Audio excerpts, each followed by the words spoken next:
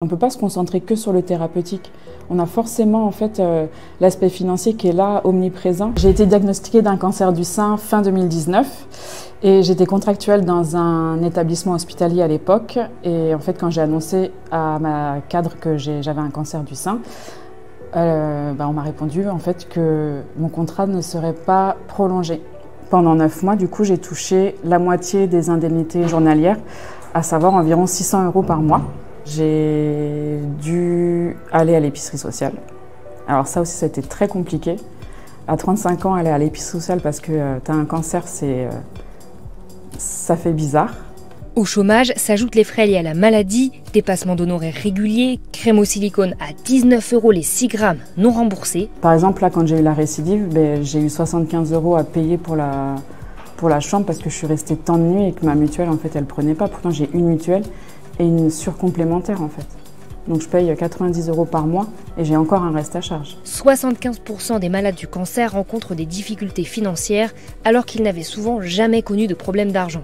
Quand Nathalie, notaire, apprend son cancer du sein à 34 ans, ça a pris des proportions que j'avais absolument pas anticipées, que j'avais pas imaginées, parce que j'avais l'impression d'avoir un métier dans lequel j'étais protégée. On a habité chez des amis avec mon fils pendant plusieurs mois. Elle se sent abandonnée par le système. Et en me rendant compte que la prise en charge médicale était de plus en plus efficace, je me suis rendu compte aussi que la prise en charge sociétale était de plus en plus catastrophique. Une fois remise sur pied, elles fondent l'association LIFE pour apporter une aide financière ponctuelle aux malades isolés dans une précarité qu'ils n'ont pas pu anticiper. 12 ans plus tard, l'association a un budget annuel de 100 000 € récolté à bout de bras auprès de donateurs ou lors d'événements sans aucune aide publique.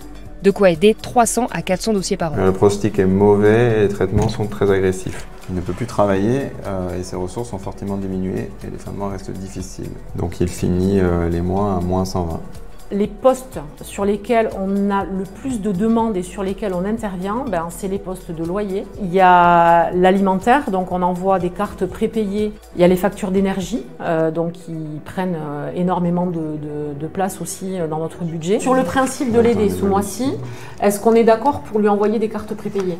Ah, moi je suis d'accord. Oui. Après 3 mois de galère financière et d'emprunt à ses proches, Gaëlle passe le cap et envoie une demande à l'association. Quand Janie m'a appelé pour me dire qu'ils allaient prendre en charge un loyer et m'envoyer des cartes alimentaires, et j'ai pleuré de joie, une bouffée d'oxygène avant de pouvoir faire la démarche pour demander le RSA. Alors, bonsoir, je suis touchée par votre générosité, je suis émue, merci. Vraiment, ça fait vraiment chaud au cœur de se sentir considéré. Merci Gaëlle. C'est le message que je leur ai envoyé à la récidive. Mon dossier, je me rappelle, je l'avais envoyé un lundi et là, on était le mardi.